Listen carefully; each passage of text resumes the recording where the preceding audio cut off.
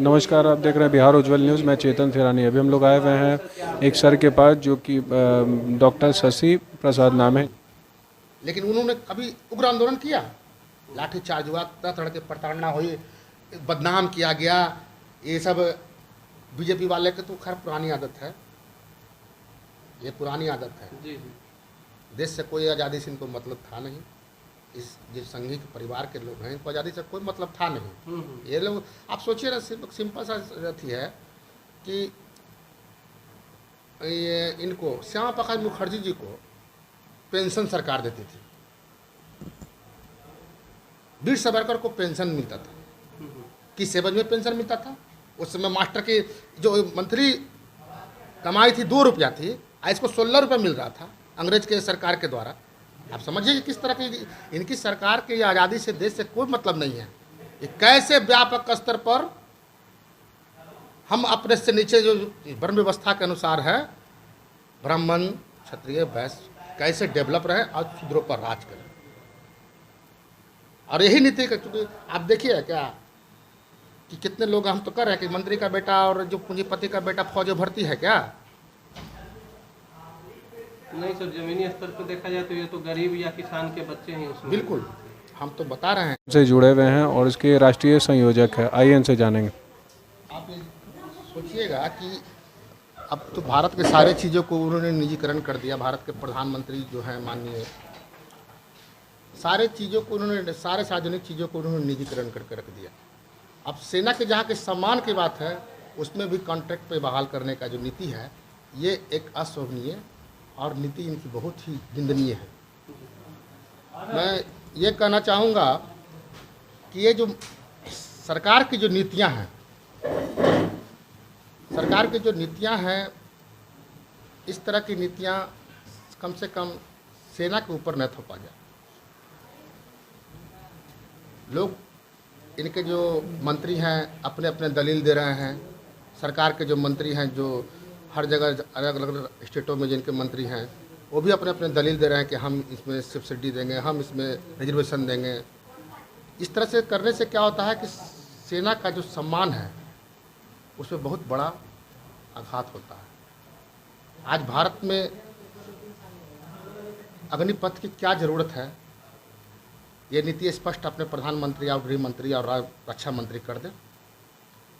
अब इनको जो कानून बनाता है, सरकार के मतलब है कानून बनाना। जी अब तीनों सेना के अध्यक्ष को लाकर खड़ा कर दिए, ये इतिहास में पहली बार हुआ।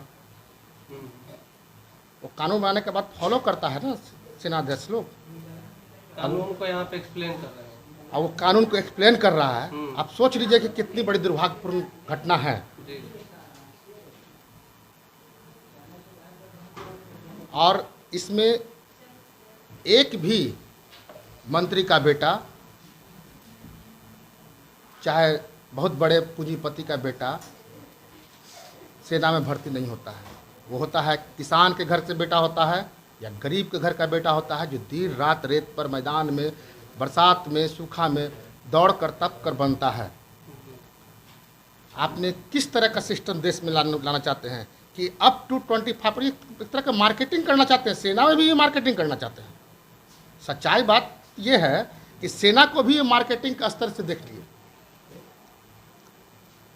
कहें कि 25% अप टू, तो गारंटी नहीं है कि 25% का भी होगा। मान लिया कि 1.5 लाख की बहाली होगी, तो ये क्या है, अप टू 25%। वो गारंटी नहीं दे रही, क्योंकि सरकार का कोई लिखित रवैया नहीं है इस पर। और इस तरह के भर्ती को तो मैं भरसक निंदा करता हूँ जी।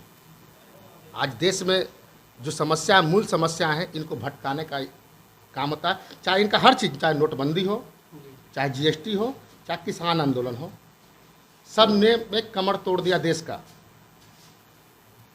अब इस तरह के घटना लाकर एक सुगुफा छोड़ दिए।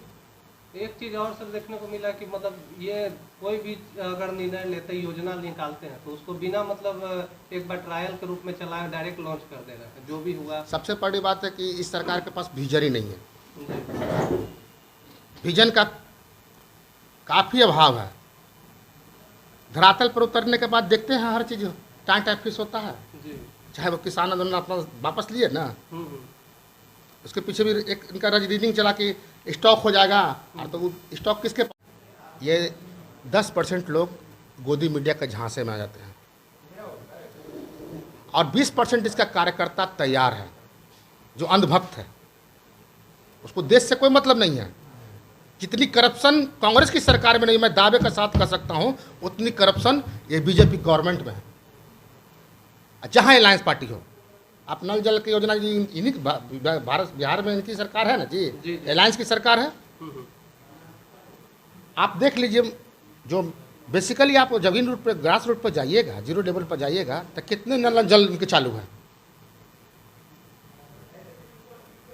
सरकार के नापंग हैं। जी। और भी सारी नीतियों को मैं बता रहा हूँ, एक नीति नहीं है। ये जीतते हैं इसी माध्यम से कि 30%, क्योंकि भारत में आज तक 55% वोटिंग से ज़्यादा हुआ ही नहीं है। तो 30% आ गया, बाकी विपक्ष को लड़वा कर ईडी से डरवा दिए, तोता को सीबीआई से डरवा दिए। तो जिसको जो तोता है सरकारी एजेंसी का, वो तोता से डरवा दिए तो जेल में। अगर लालू जी बहादुर थे तो इनको जेल में ठूस दिए, क्योंकि तो बोलते थे। और सर कुछ दिन पहले ही, मतलब कल ही लगता है, ये रहमान सर के यहाँ भी रेड मारा गया है, तो उसके पीछे भी उन्होंने कुछ अग्निवीर, मतलब अग्निवीर को लेकर। बिल्कुल, हाँ, अग्निवीर के चलते हुआ है। रहमान सर अग्निवीर के विरोध में उतरे थे, क्योंकि उनके जो मेन उनका बेसिकली जो था, ज़्यादा हम उन पर टिक्का टिप्पणी नहीं करेंगे। वो अपने आप को छुपाने के लिए बहुत सारे चीज़ के हैं। ददीची संस्थान से भी जुड़े, RSS के अपने आप को मेंबर ही मानते थे, लेकिन चूँकि उनकी रोटी पर आँच आने लगी। उनकी भी एक व्यवसायी है जी जी। वहाँ लड़का तैयार होता है कोर्स में, दरोगा में बनने के लिए, क्योंकि उनकी कोचिंग उसी पर चलती है रहमान सर की। और रहमान सर का स्थिति ये है कि उनकी जब ये चीज़ हो जाएगा तो वहाँ इनकम का स्रोत बंद हो जाएगा। जी जी। तो ये विरोध पुत्र, तो विरोध पुत्र तो उनको लगा दिया गया, आर्थिक अपराध इकाई से उन पर छापा पड़वाया गया। जी। ये सारे समस्याओं का एक निदान है कि अग्निवीर जो योजना है, सरकार पुनः विचार करे, क्योंकि आप युवाओं को इस तरह से आप नहीं झोंक सकते हो। ये क्या हो गया? ये व्यवस्था हो गया यूज एंड थ्रो। एक कह सकते हैं कि सरकार ने युवाओं को कॉन्डम की तरह से यूज कर दिया। पहले किसान वो कर रहा था, अब युवाओं पर आ गया। इस देश से इसको कोई सरोकार नहीं है, किस तरह से पूंजीपति को और बढ़ जाए।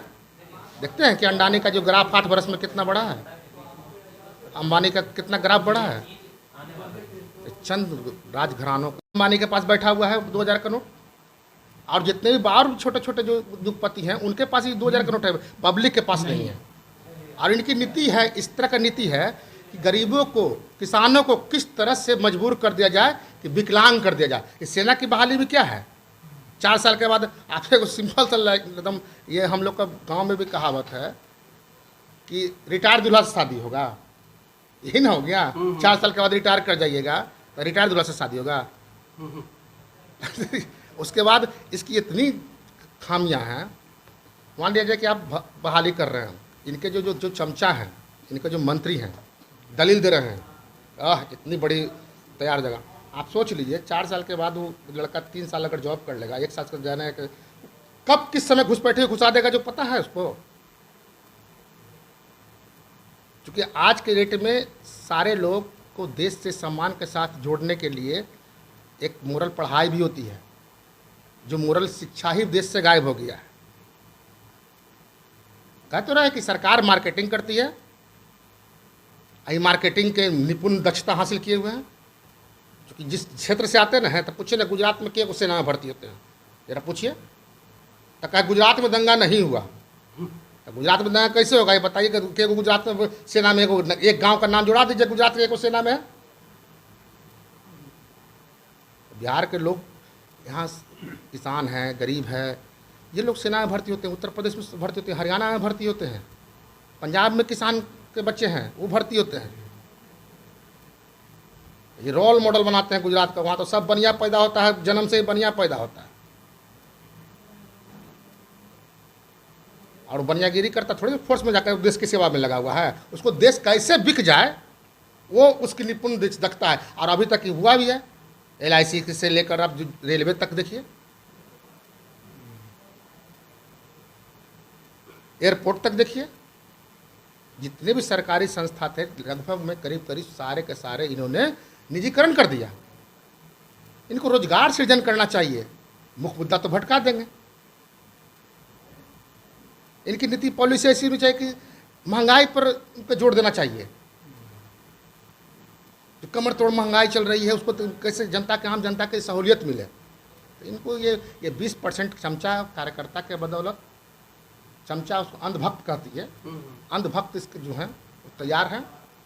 कौन सा घुटी आरएसएस वाले लोग पिलाते हैं, भाजपा को तैयार करते हैं, और कैसे मनवाद व्यवस्था, ब्राह्मणवाद व्यवस्था जन्म लें और कैसे हम किसी पर राज करें, ये अब बता रहे हैं कि इनको जो अंग्रेज का दलाली कर रहा था वो देश चलाने का बहुत बड़ा, हम राष्ट्रभक्त बनकर देश चलाने का हम काम करने वाले हैं। कहीं ना कहीं डेमोक्रेटिक कंट्री से ये पहले की तरह मतलब रूलिंग जो होता था ब्रिटिश सर का, उस इसका तरह का- सर सबसे बड़ा मैं बात बता देता हूँ आप लोग को चैनल के माध्यम से जी कि इसकी जो नीति है, इस सरकार की जो नीति है वर्तमान समय में, जी ये लोकतंत्र का पूरे तरह से विफल कर दिया है। लोकतंत्र का नाम का चीज़ ही नहीं है। जी इतनी कमजोर स्थिति में कर दिए हैं कि लोकतंत्र समझिए खत्म ही हो चुका है। इसका आप क्या समझ रहे हैं कि ये आंदोलन सिर्फ छात्रों का है? ये 8 वर्षों का जो महंगाई है, बेरोजगारी है, नोटबंदी है और जीएसटी है, स्लैब आप चेंज करते हैं, आप किसान आंदोलन, इस सारा चीज़ का